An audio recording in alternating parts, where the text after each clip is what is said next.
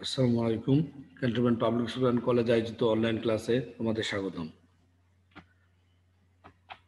আমি মোহাম্মদ জোনায়েদ হোসেন, প্রভাষক, finance, banking ও বিমা, cantonment public school and college, Saidpur, Nilphamari.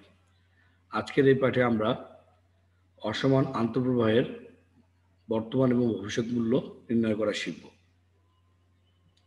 অসমান বা মিশ্র আন্তঃপ্রবাহের ভবিষ্যৎ মূল্য নির্ণয়। মিশ্র বা অসমান নগদ প্রবাহের ক্ষেত্রে একের অধিক নগদ প্রাপ্তি বা প্রদান থাকে। অর্থাৎ আমরা এতদিন যে অঙ্কগুলো দেখেছি সেগুলোতে দেখলাম একবার টাকা দেয়া এবং একবার টাকা নেয়া। কিন্তু এখানে আমরা দেখব একাধিকবার টাকা জমা দেওয়া হচ্ছে এবং একাধিকবার টাকা নেওয়া হচ্ছে। অর্থাৎ মিশ্র বা অসমান নগদ প্রবাহের ক্ষেত্রে একের অধিক নগদ প্রাপ্তি বা প্রদান থাকে, কিন্তু নগদ প্রাপ্তি বা প্রদানের ক্ষেত্রে কোনো রকম ধারাবাহিকতা থাকে না। অর্থাৎ সময়ের ব্যবধানটা সমান থাকে না, অথবা টাকার পরিমাণটা সমান থাকে না, অথবা সময়ের ব্যবধান যদি সমান থাকে কিন্তু টাকার পরিমাণটা সমান থাকে না। মিশ্র বা অসমান নগদ প্রবাহের ভবিষ্যৎ মূল্য নির্ণয়ের জন্য সাধারণত টাকা জমা দেওয়ার সময়টিকে বিবেচনা করা হয়। ক নম্বর যদি আমরা দেখি, যদি নগদ প্রবাহ বছরের শুরুতে দেয়া হয় তাহলে প্রাপ্ত টাকার পরিমাণটা বেশি হয়। আবার বলছি দেখেন, যদি নগদ প্রবাহ বছরের শুরুতে দেয়া হয় তাহলে প্রাপ্ত টাকার পরিমাণটা বেশি হয়, কারণ সর্বশেষ যে টাকাটা জমা দেওয়া হয় সেটিও সুদ অর্জন করে। এক বছরের শুরু মানে হলো শূন্য সময়, ২ বছরের শুরু মানে হলো ১, ৩ বছরের শুরু হলো ২, ৪ বছরের শুরু হলো ৩। আমরা একটা উদাহরণ দেখি। এখানে শূন্য সময়ে আমি ১,০০০ টাকা জমা দিয়েছি। এক এক বছর, প্রথম বছরের শুরুতে ২,০০০, দ্বিতীয় বছরের শুরুতে ৩,০০০, চতুর্থ বছরের শুরুতে ৪,০০০ টাকা জমা দিয়েছি। এখানে প্রথম বছরের শুরুতে জমাকৃত ১,০০০ টাকা মোট ৪ বছর, দ্বিতীয় বছরের শুরুতে প্রথম বছর শেষে জমাকৃত টাকা ২,০০০ টাকা ৩ বছর, তৃতীয় বছরের শুরুতে অর্থাৎ দ্বিতীয় বছর শেষে জমাকৃত টাকা ৩,০০০ ২ বছর, এবং চতুর্থ বছরের শুরুতে অর্থাৎ তৃতীয় বছরের শেষে জমাকৃত টাকা ৪,০০০ টাকা ১ বছর সুদ অর্জন করবে। অর্থাৎ আমি শূন্যতম সময়ে যে টাকাটা জমা এখন দিলাম, এই টাকাটা কিন্তু আমি উত্তোলন করি নাই। তাহলে এই টাকাটা ১, ২, ৩ এবং ৪ বছর সুদ অর্জন করবে। দ্বিতীয় বছর যে টাকাটা আমি জমা দিয়েছি সেটা ১, ২ এবং ৩, এই ৩ বছরের সুদ অর্জন করবে। দ্বিতীয় বছরের টাকাটা ১ এবং ২ বছর, এবং চতুর্থ বছরের টাকাটা ১ বছর কেবলমাত্র সুদ অর্জন করবে। তাহলে ভবিষ্যৎ মূল্য নির্ণয়ের সূত্রটা কি হবে? PV equal to F FV equal to PV 1 plus I to the power N. যেহেতু অনেকগুলো পিভি এখানে আছে, এই জন্য আমরা সামেশন দিয়ে দিছি। এটা মানে হচ্ছে যোগ। অর্থাৎ FV equal to PV one 1 plus I to the power n, PV to 1 plus I to the power n minus 1, PV3 1 plus I n to the n minus 2, PV4 1 plus I n minus 3। অর্থাৎ n এর মান হচ্ছে 4, 4 বিয়োগ 3 সমান 1, তাহলে এটা 1 বছর, 4 বিয়োগ 2 সমান 2, এটা 2 বছর, 4 বিয়োগ 1 সমান 3, এটা 3 বছর, 4 বিয়োগ 0 বা 4 হচ্ছে এটা 4 বছর। ভবিষ্যৎ মূল্যের মান নির্ণয়ের ক্ষেত্রে n এর মান m দিয়ে শুরু হবে এবং পর্যায়ক্রমে n-1, n-2, n-3, n-4, n-5 এভাবে বসতেই থাকবে। এক্ষেত্রে সর্বশেষ n এর মানটি হবে 1 বছর। যেহেতু এখানেও সর্বশেষ যে n এর মানটি আছে সেটা 1 বছর আছে। একটা উদাহরণ আমরা দেখি। জনাব বাবু আগামী 4 বছর প্রত্যেক বছরের শুরুতে যথাক্রমে 1,000, 2,000, 3,000 এবং 4,000 টাকা ব্যাংকে জমা করবেন। জনাব বাবু একবারে টাকাটা জমা না দিয়ে আগামী 4 বছর যথাক্রমে 1,000, 2,000, 3,000 এবং 4,000 টাকা ব্যাংকে জমা করবেন। 4 বছর শেষে তার জমাকৃত টাকার ভবিষ্যৎ মূল্য নির্ণয় করো যদি বার্ষিক সুদের হার 8% হয়। তাহলে সময় হচ্ছে 0, 1, 2, 3, 4।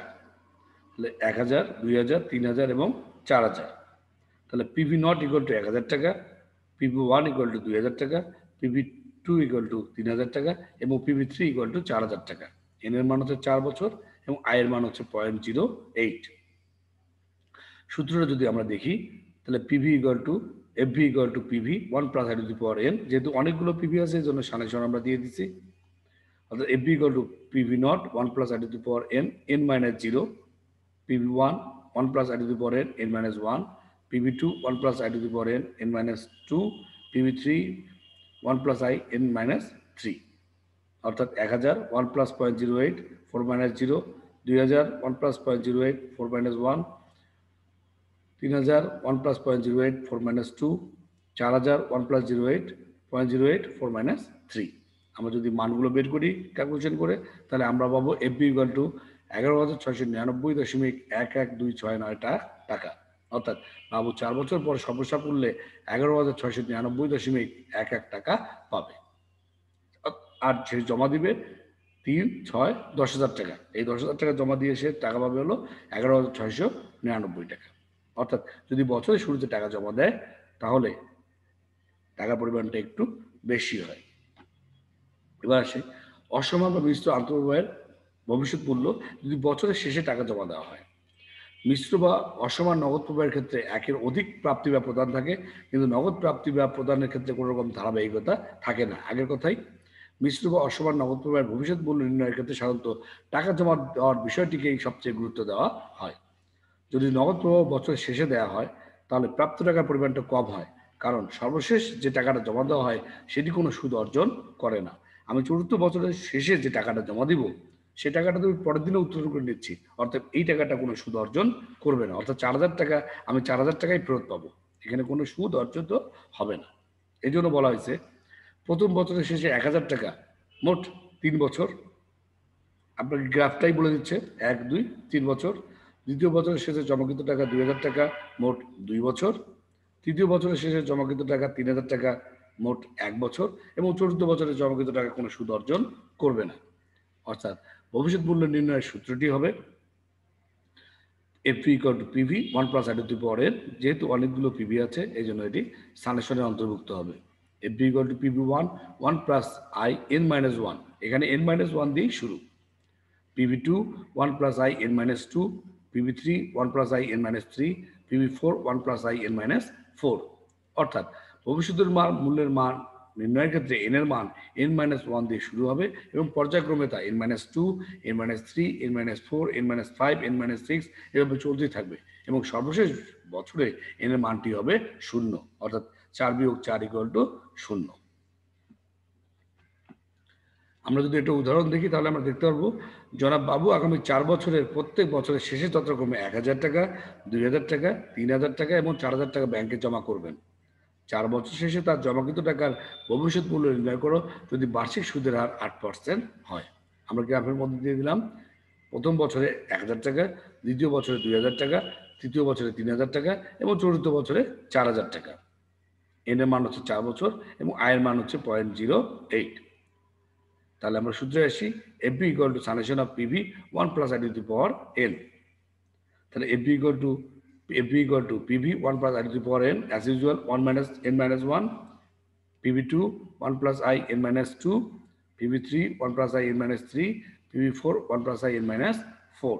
আমরা যদি মানগুলো বসাই তাহলে আমরা পাবো 10,832.512 টাকা। অর্থাৎ জনাব বাবু আগামী 4 বছর পর সর্বসাকুল্যে 10,832.512 টাকা পাবে।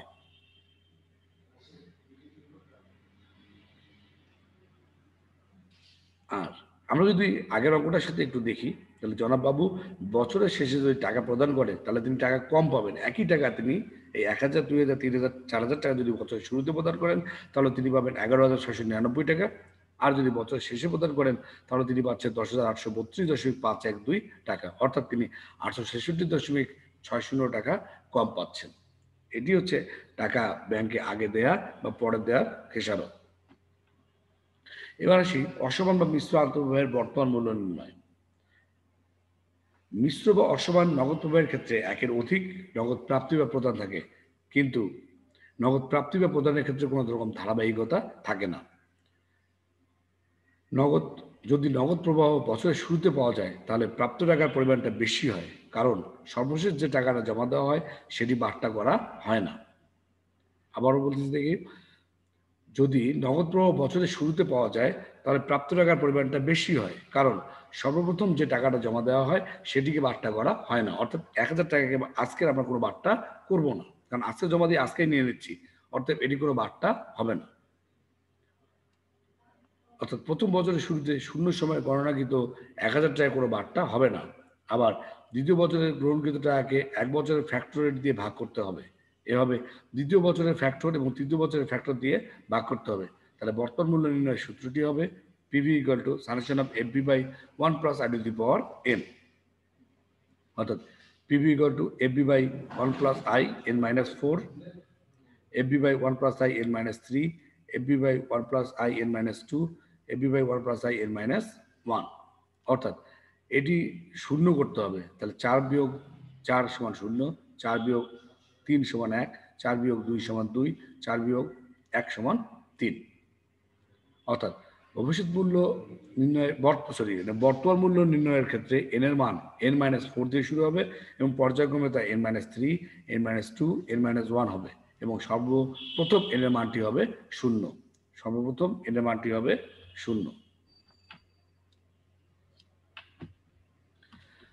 আমরা যদি একটা উদাহরণ দেখি তাহলে আমরা দেখব জনাব বাবু আগামী 4 বছর প্রত্যেক বছরের শুরুতে যথাক্রমে 1000 টাকা, 2000 টাকা, 3000 টাকা এবং 4000 টাকা ব্যাংক থেকে পাবেন। এবার টাকাটা তিনি পাবেন। 4 বছর শেষে তার প্রাপ্ত টাকার বর্তমান মূল্য নির্ণয় করো যদি বার্ষিক সুদের হার 8% হয়। তাহলে FB1 = 1000 টাকা, FB2 = 2000 টাকা, FB3 = 3000 টাকা এবং FB4 = 4000 টাকা। n = 4 বছর এবং I হচ্ছে 0.08। তাহলে PV = summation of FB by 1 plus I to the power n, অর্থাৎ PV = FB by 1 plus I n minus 4, FB by 1 plus I n minus 3, FB by 1 plus I n minus 2, FB by 1 plus I n minus 1। আমরা যদি মানগুলো বসাই তাহলে আমরা পাবো 8599.197 টাকা। অর্থাৎ জনাব বাবু আগামীতে যে টাকাগুলো পাবেন, অর্থাৎ এই যে 4, 3, 7, 2, 9, 10,000 টাকা, এই 10,000 টাকার আজকের মূল্য হচ্ছে 8599.197 টাকা।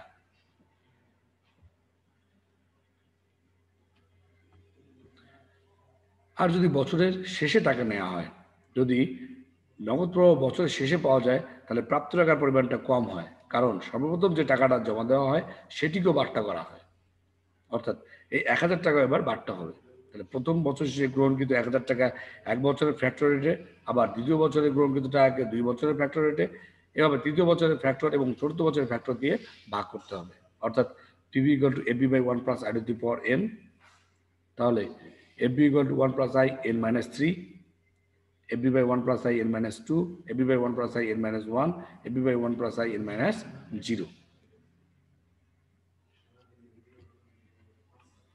জনাব বাবু আগামী 4 বছরের প্রত্যেক বছরের শেষে 1000, 2000, 3000 এবং 4000 টাকা ব্যাংক থেকে পাবেন।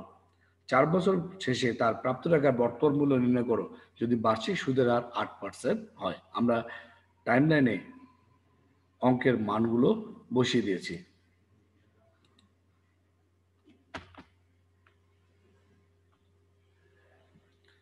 তাহলে আমরা যদি এখন দেখি তাহলে FB1 হচ্ছে 1000 টাকা, FB2 হচ্ছে 2000 টাকা, FB3 হচ্ছে 3000 টাকা এবং FB4 হচ্ছে 4000 টাকা।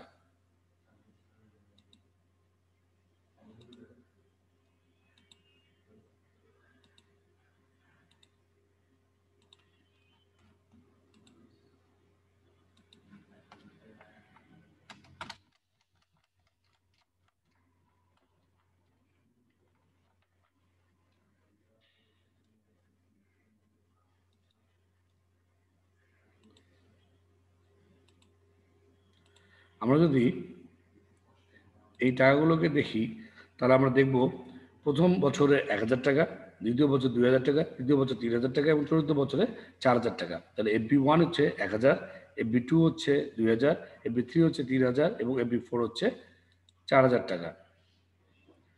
এবং আমরা যদি সূত্রটি বসাই তাহলে PV = summation of FB by 1 plus I to the power n, অর্থাৎ FB by 1 plus I n minus 3, FB by 1 plus I n minus 2, FB by 1 plus I n minus 1, FB by 1 plus I n minus 0। অর্থাৎ PV = 1000 ভাগ 1 plus 0.08 4 minus 3, 2000 ভাগ 1 plus 0.08 4 minus 2, 3000 ভাগ 1 plus 0.08 4 minus 1, 4000 ভাগ 1 plus 0.08 4 minus 0। অর্থাৎ PV = 7962.22 টাকা। অর্থাৎ জনাব বাবুর প্রাপ্ত আগামী 4 বছরের বর্তমান মূল্য হচ্ছে 7,962 টাকা। আমরা যদি পূর্ববর্তী অঙ্কটার সাথে লক্ষ্য করি তাহলে দেখব জনাব বাবু যখন বছরের প্রথমে টাকা জমা নিয়েছিল তখন তিনি পেয়েছিলেন 8,599.197 টাকা, এবং যখন বছরের শেষে টাকা জমা নিলেন তখন তার মূল্য হলো 7,962 টাকা, অর্থাৎ তিনি 636.97 টাকা কম পেলেন।